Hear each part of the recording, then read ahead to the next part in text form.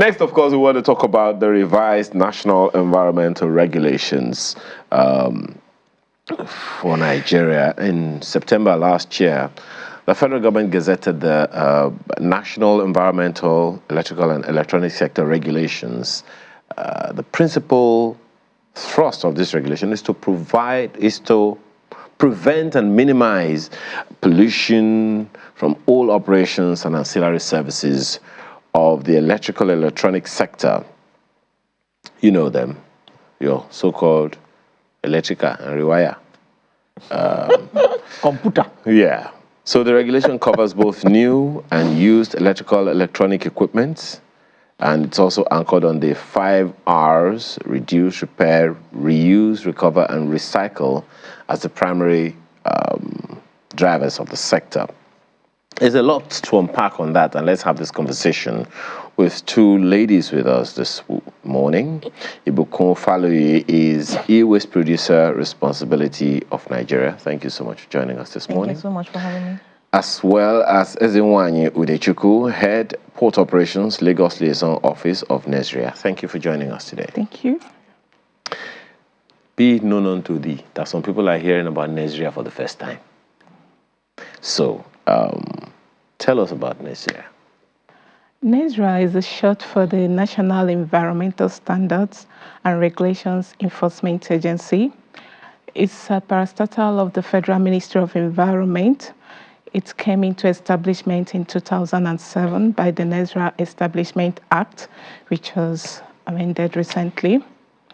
The main mandate of the agency is to protect the environment and to enforce all regulations, all environmental regulations, conventions to which Nigeria is signatory to, all policies, agreements, protocols, and laws of national or international nature. Well, all laws are national, to which is of the environmental sector, environment. Well, you know, okay, so there is the environment, and then there is this NESREA Act that you talked about. But there are those who are wondering, how do we know that we have been feeling the impact of NESREA around? What does NESREA do in the various localities that affect people directly or indirectly? NESREA has done a number of activities which has impacted on the Nigerian environment. Firstly, there are about 35 or 36 regulations now that are on the environment, national environmental regulations on different sectors, which the agency has gazetted and which are operational at the moment. These regulations cut across different sectors, as I've said. They include manufacturing sector, sanitation issues, and a number of other activities. And the operationalization has started, and a number of people have felt the impact. There are a number of sensitizations and a number on our activities on how people must carry about their businesses. We at the port, we do a number of things. We have make sure that items that will affect the Nigerian environment are not brought into the country. We have repatriated a number of e-waste and make sure that people that bring in e-waste are brought to books. We have set up processes, for example, the Extended Producer Responsibility Program, which brought EPRON on board. And the main thrust of this program is to ensure that electrical and electronic items at end of life is being managed properly. Okay. Well, Madam, let me come to you, because it seems like she's speaking a lot of good English. And others who are wondering, okay, so how does this affect me directly? A number of people are watching now. So many others will watch after this program is over on YouTube. So they'll be wondering, okay, so maybe we should begin by asking, what's your own play in this national environmental regulations? Okay, so I'm sure during the course of reviewing the regulations, you'll have seen the case of saying producer responsibility organizations. Now, a producer responsibility organization is an organization that's set up by producers to be custodians or to do like some form of stewardship for whatever they're bringing into the market. So it's about ensuring you take responsibility for your products from the point of sales till the end of life of the product. And that's what brought about EPRON. So EPRON is E-Waste Producers Responsibility Organization of Nigeria, set up by manufacturers and distributors of electrical and electronic equipment in Nigeria. So currently there are about 35 registered members for this year that have come to over that we've increased over the years. It was much less. We started out with just 2 organizations being on the board, MTN and HP, but since 2019 more organizations have come on board, and we are all sitting together to ensure that we take responsibility as specified in that regulation. Okay, now how does that affect people generally? Because it's not EPRON, for instance, that use this equipment. Yeah. And secondly, when people buy the equipment, they bought it, they're done with it, they want to get rid of it. Unless you are speaking about organizations that get these equipment in bulks of 10, 20, 500 in some cases. How does EPRON help to mop up, if that's what you're saying, this equipment? Yeah, so basically we started with a very good pilot in Lagos State. Set up about 34 collection centers already. The approach is the model that the Nigerian approved model is that EPRON will not mop up directly, but you work with registered collectors and take back centers to take these things off the people, and then we transfer them to the recyclers that we handle them in an environmentally sound manner. So the responsibility of people is to comply to those take-back arrangements, like taking those things back. Sometime last year, we piloted another approach, which is what we call the Small We Matters project. And basically, we worked with a store called Slots to put up small collection boxes for smaller items like your gadgets, your phones, and all of that. So you take back to those stores, and then they took to the collectors, and then the collectors took to the recyclers. So that's the responsibility of the consumer, whether you're using one or you're using bulk, to know where the collection centers are. Why we give them information in their own different areas, and then they take back. So we don't put them in the dustbin because they are not municipal solid waste and they don't belong there. Except you're telling me that when we throw our dead phones in the trash, those who are collecting the trash take them out and take them somewhere for collection. Is that what you're saying? No, that's because not I would normally just, my phone is dead, it can't be fixed anymore. I just throw it in my trash. Yeah, because that's what a lot of people do, which shouldn't be, because they're a special kind of waste. They have no place in that trash. They contain a lot of hazardous substances. They haven't been told. Okay. Exactly. They haven't been told. People don't know. Okay. Which we're glad at least you can tell people. You're telling us now. If you have dead phones, don't just put them in the trash. Okay. So dead iPads and stuff. Perhaps a good place to start then would be for people to even know what the risks are. She says there are some hazardous things, but you want to perhaps take it from there. In these equipment, my earpiece is bad. I don't want it anymore. I throw it in the dustbin. My the phone has a bad battery. I don't want to use it anymore. I throw it in the trash, and all those things. That's what people do. At the point of purchase, no one told them when your phone is bad. Yeah. Bring it to us. Yeah. Yes, that is even why we had to review the regulations, because people handle hazardous waste carelessly. You see in our homes, our energy-saving bulbs that contain a lot of hazardous chemicals. We handle them carelessly, and in the process, bulbs can break, exposing people to hazardous chemicals. So please, back up. So, just to be clear, people use energy-saving bulbs for good reason. Yes. It's what's that? A prepaid meter. So the less energy consuming bulb I use, the better for me. Yes. So what's the hazard there? The hazard is with that bulb is at end of life.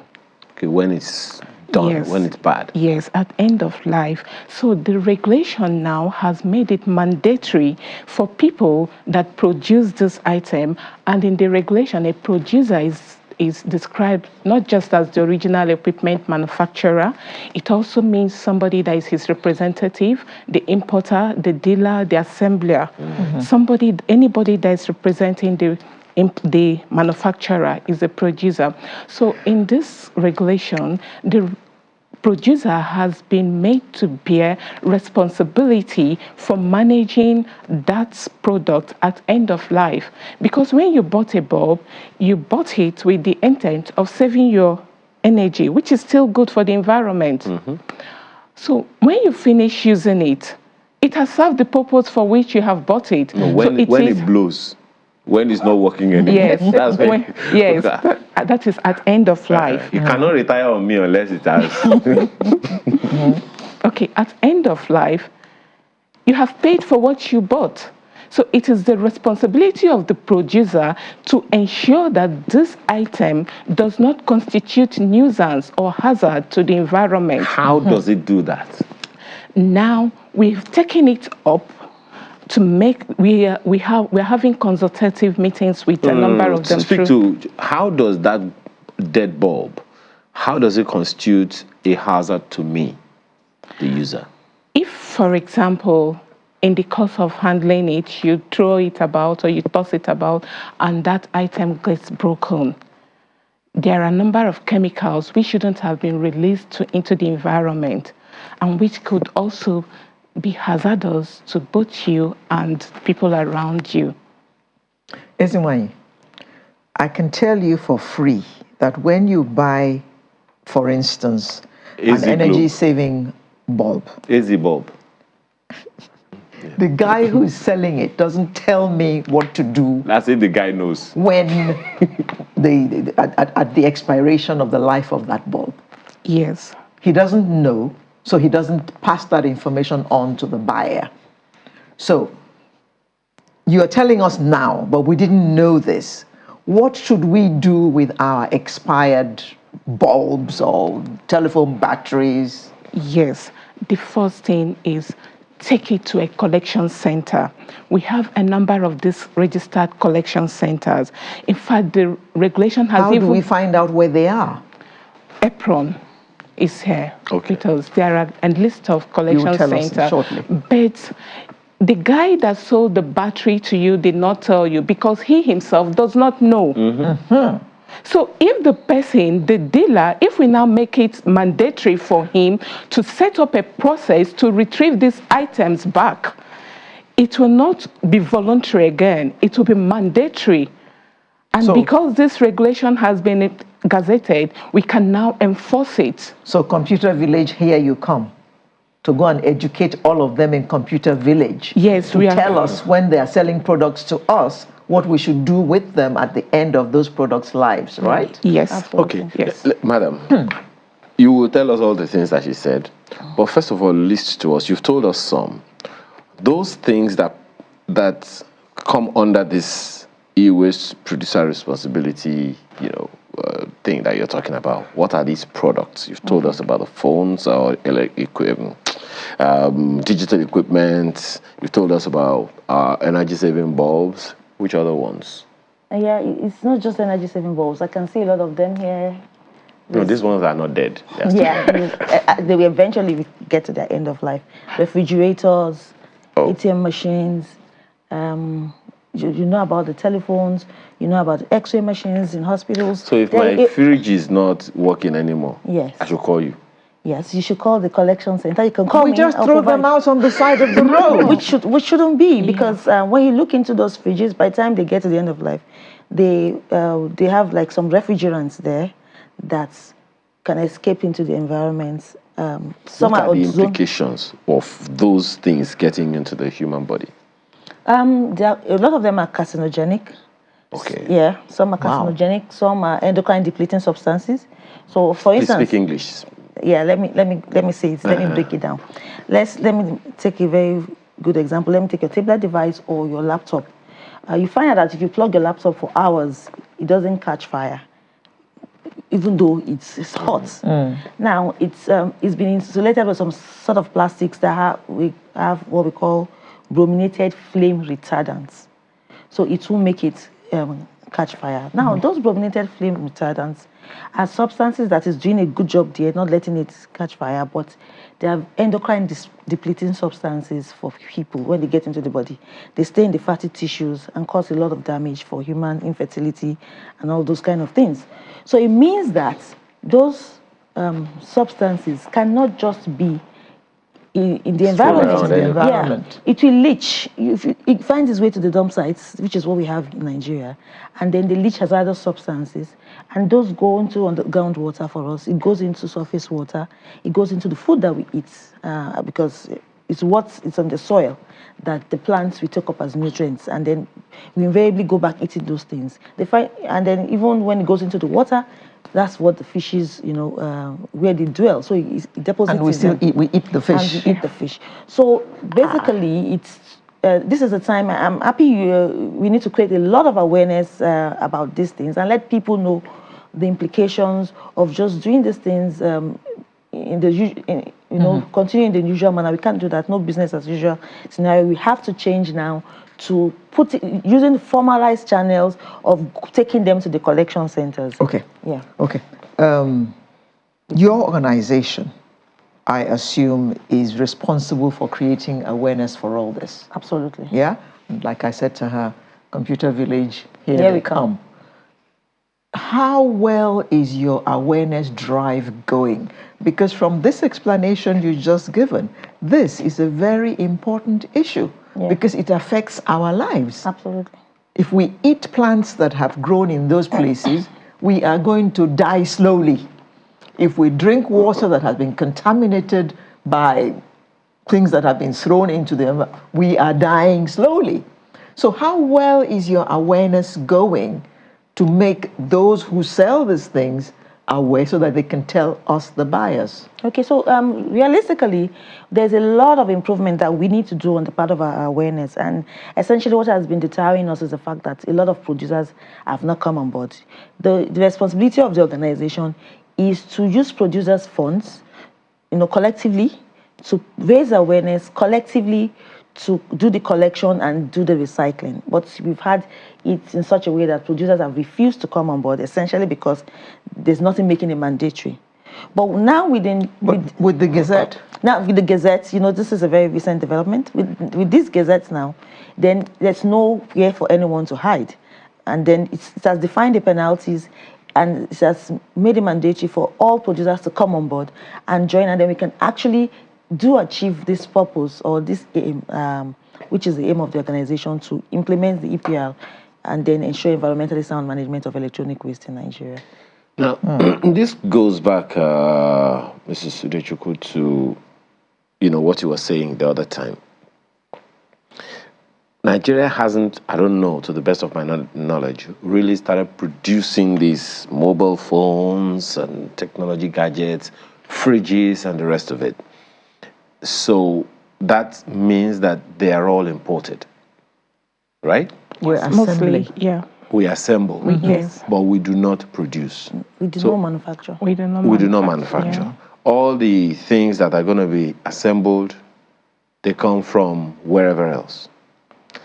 Is there a way to check how these things come in? You were trying to talk about port operations the other time. How do we check the standards for this equipment to ensure that the right quality, the right values come in, and we can save lives even before we know we're doing that? Okay, yeah. For new equipment that come into Nigeria, the Standard Organizations of Nigeria has standards for all those. And they also work with EPRON on that to ensure that people that bring in new items register under this EPR program. For used items, there is also standards for items that come in. The standard is important so that items that are not waste, that's we call it waste electronic items, or near end of life items, or items that they bring in because they want to use it to repair another thing. categorically non-functional items do not come in. So there are standards for all those. Okay. How about these others that are carcinogenic and all those other English words that she used? Every item, all electronics, whether new or used, they all have chemicals that affect the environment.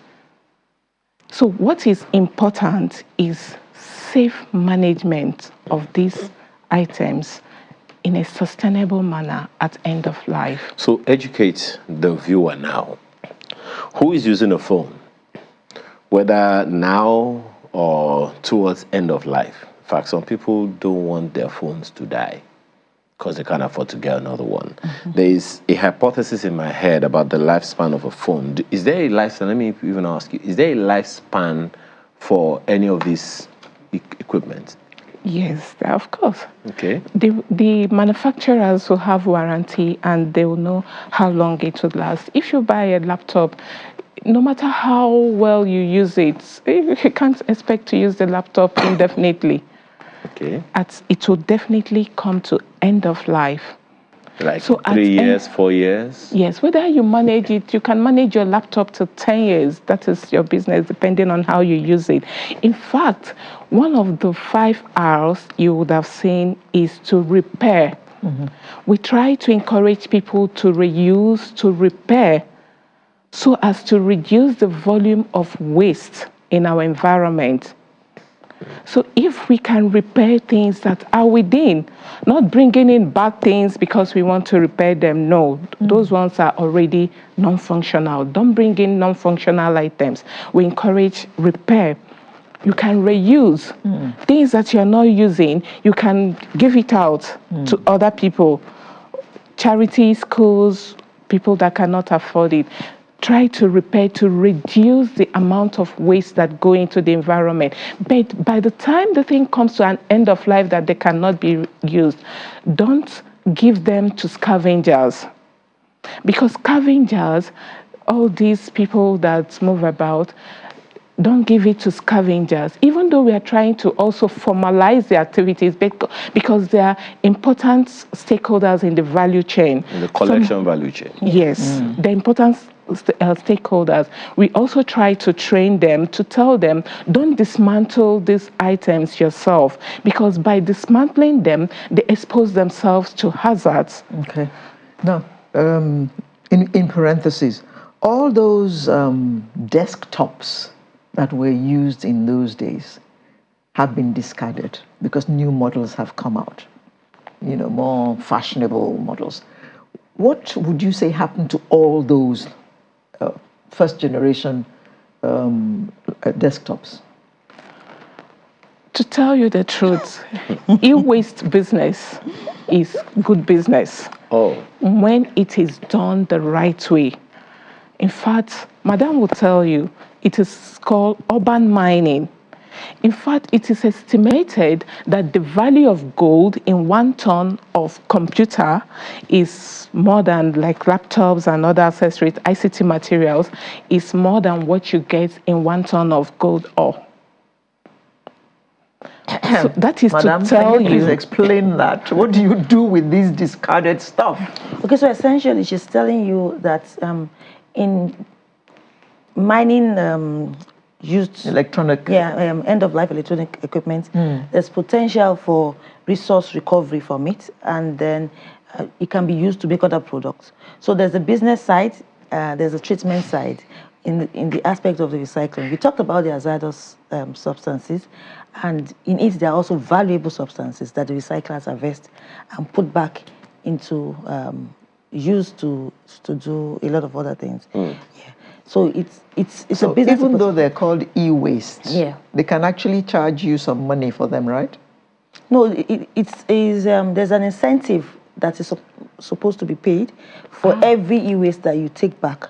Different categories of e-waste has its own incentive value. So those people whose televisions, old TV sets, were purchased in 1985, and they are still managing it. Barely showing. Once they hit it on one side, the colors. I'm sure there's nobody using that kind of TV anymore.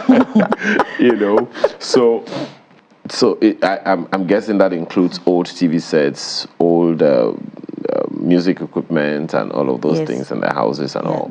Yeah. Now, how do we begin the process of educating people about this? Because most of the people that have this equipment, they are not watching TV right now.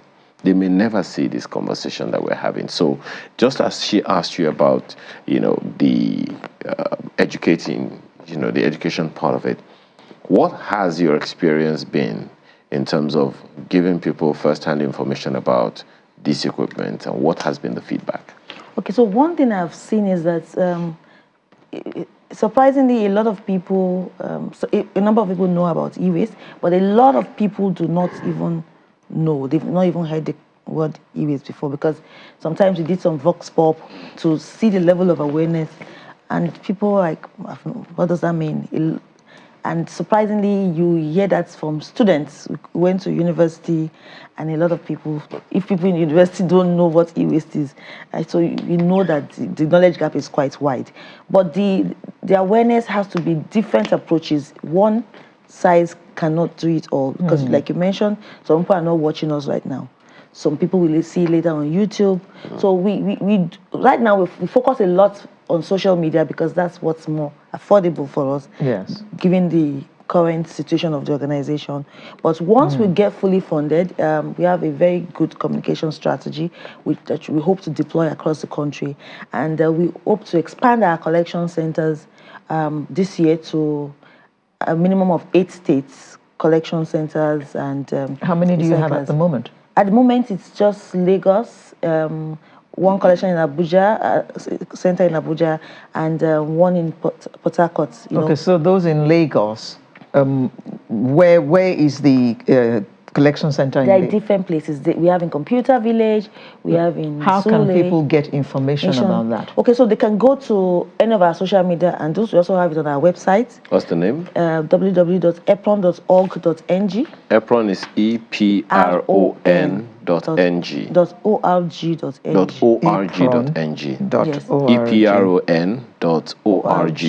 EPRON.org.ng. Yes. Then you can also find them on our Instagram pages, our LinkedIn pages, EPRON NG, both of them, and then you can see a list of the collection centers in Lagos out there. One could go on and on about this, because I was going to ask you, so let me just ask you that, let me see if it is possible. You've talked about the hazards of this whole thing to people. So I'm just wondering, from where you see it, how do people receive this information about the hazards when you give it to them? Some, they take it that something will kill somebody. Yes, that kind of idea, that kind of thing. That's not good news. A number of them, that particularly those that are involved in dismantling, some will say, yes, we have experienced so and so. Could it be the cause? We said yes. Well, this is a call for every one of us to pay attention to this, because if you suddenly are having some symptoms that you're wondering where they are from, what if it's your e-waste? I don't know, I'm just saying, because it would seem like the more technology improves, the riskier, it gets to use this equipment. We have to thank you very much for being here this morning. Ezinwanye Udechukwu, Head Port Operations, Lagos Liaison Office of NESREA. Thank you so much for your time. Thank you, sir. As well as the iron merchant, she called you there. Ibukun Faloyi, e-waste producer, responsibility of Nigeria. Thank you so much for your time. Thanks so much for having us.